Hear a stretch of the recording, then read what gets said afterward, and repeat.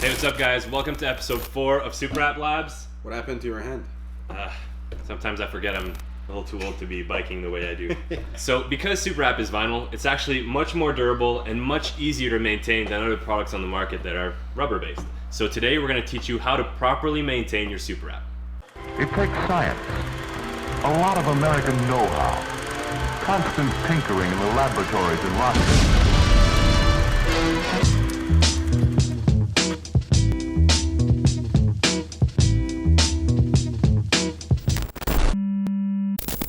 So as usual, if you're looking for a specific part in this video, you can actually check the timestamps below and jump to whatever section you're looking for. So we typically say to wait 5 full days for the product to cure because in that curing period, the product is much more fragile physically and chemically. It's actually much more vulnerable to other chemicals and just harsh solvents that might be in products that you're going to be using while cleaning them. So wait the full 5 days, let those products cure, let those puppies breathe, and you'll be good to go to start cleaning those wheels. So the very first step when cleaning anything is to make sure it's rinsed down. So use either a hose or a pressure washer and hit those wheels just to get rid of any kind of loose debris, brake dust, anything like that. When pressure washing, you have to be careful for a few things. So if your product is lifting anywhere on the surface, if it's got chips, if it's damaged in any way, you're going to want to avoid pressure washing those areas because that's where you'll have, edges that can kind of start lifting and the product will start peeling.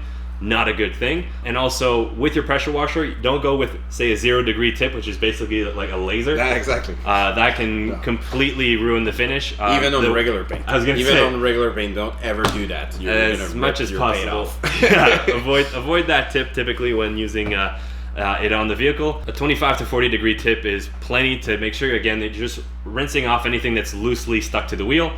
So again, if your wheels, your grills, your mirrors, anything is showing signs of lifting, if there's damage, definitely don't go in there with a really strong pressure washer because of course you've got exposed edges and those are going to lift right up. Exactly. So, that's how we peel the product, with a mechanical lifting. Exactly. So your goal is to wash the surface, not make it lift. So you don't want to apply the same kind of pressure it would normally take to lift off the product when you're going to want to change color either or go back to stock. It's really important not to do that, and it's kind of easy to avoid doing it too. Around the wheels, just don't go in the edge too deep. Same for mirrors or grills. Always the edge where you want to make sure that you don't apply too much pressure with water. So if you do have damage, avoid hitting with a pressure washer. Just a regular hose will do. And if you want to get it fixed, the next Superwrap Labs is actually going to be covering that. So how to touch up any damage that you might have on your Superwrap finish. But in the meantime, avoid yourself the trouble. Don't pressure wash damaged Superwrap. Period. So when it comes to automatic car washes, there's typically 2 types. You've got the touchless, which is acceptable, and the paint killer, which is the contact with the brushes. There's less and less of these ones, and thankfully, for a very specific reason. There's no way the brushes are gonna be clean all day.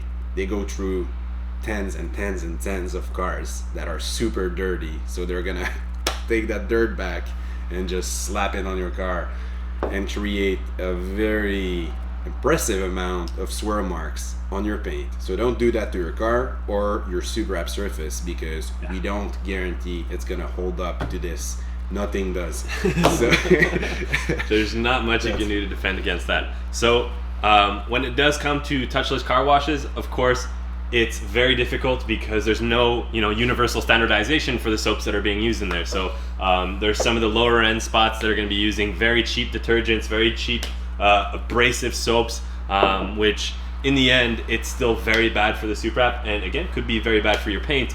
Any plastic on the car, that's what's going to create that whitening effect with time. Extremely cheap soap with really stupid amount of acid in there.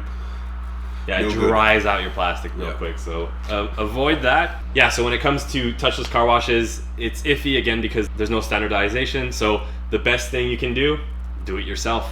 You're doing your Superwrap yourself, you might as well maintain it yourself. It's a do-it-yourself product. We got the product for you to really take care of your Superwrap surface and not be asking yourself questions about, is it the right chemicals, is it going to harm the surface, or is it just going to work properly with Superwrap? So we have the M2 back in the shop today. Yeah, Vince has been wringing the neck of the M2 lately. The brake dust is serious. It's track brake dust. So it's been now, what, 2-3 months. We've had the space gray on the wheels. We did a couple track days with it, had some fun. You'll see that in some upcoming videos. But really, this car gets beat to hell. And so it's time to clean those wheels. Yeah.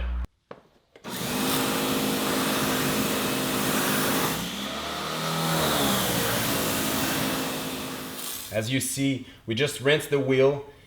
It was really dirty. Now we got some of the dirt off, not all the brake dust, because it's really sticking like way harder. We're gonna use the soft touch brush, which is really great to clean wheels. That's why we developed it. It's gonna be easy to go in the hard to reach areas, like in between the spokes and on the lip back here. So the wheel is still wet, which is really gonna make the wheel cleaner works better. So I'm gonna go ahead, apply the wheel cleaner, and we're gonna start washing the wheel. You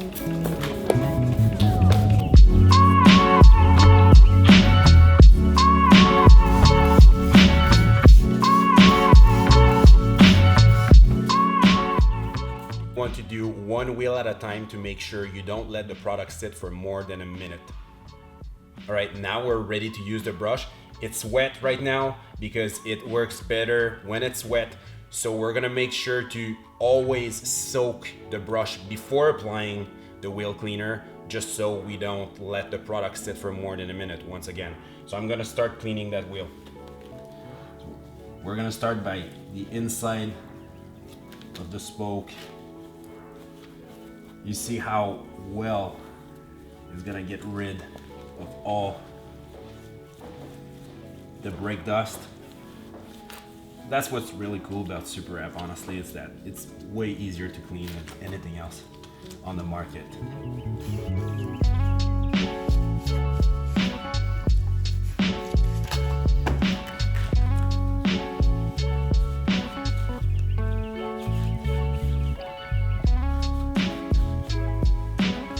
As you see, the wheel is way cleaner than when we started. So I'm just gonna go ahead, rinse it one last time. And it's not really needed, but if you want the perfect clean wheel, you can dry it right after with a microfiber.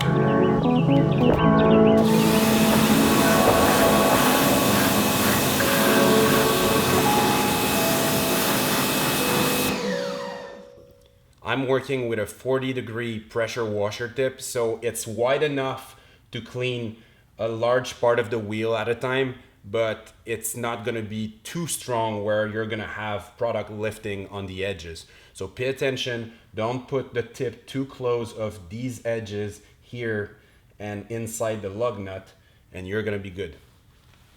So I'm just gonna wipe this wheel dry so you guys can see the final result. Now that the wheel is clean, we're gonna jump straight to the tire shine. So first step is always to make sure that your tire is clean and dry, because you know sometimes it's gonna be dry but there's gonna be way too much debris and dirt on the tire itself. So I recommend either using a brush to clean it before putting the tire shine, or really just a microfiber to make sure that it's clean enough to go ahead and apply it. So we're gonna let that tire dry for a minute, and we'll be back. Now it's time to apply the Superwrap tire shine. We really like this product. It's a water-based tire shine that is great to apply on any type of tire, but mostly on tires that are mounted on wheels that have Superwrap on it. Why? Because most of the tire shine are gonna be silicone-based or solvent-based, and this is no bueno. Most people will apply tire shine straight on the tire. Don't do that. You won't really use the product the right way, because you'll be putting a lot of tire shine on your freshly washed wheel and it's not gonna look good. So if you don't want your wheels to look all greasy after you apply it, use a sponge. We give one with the tire shine and spray it on the sponge itself. So you're gonna see the sponge is gonna get wet, okay? And it has the shape of a tire. So you're gonna go and apply the tire shine with the sponge is gonna let a nice wet finish on the surface without putting any product on the wheel.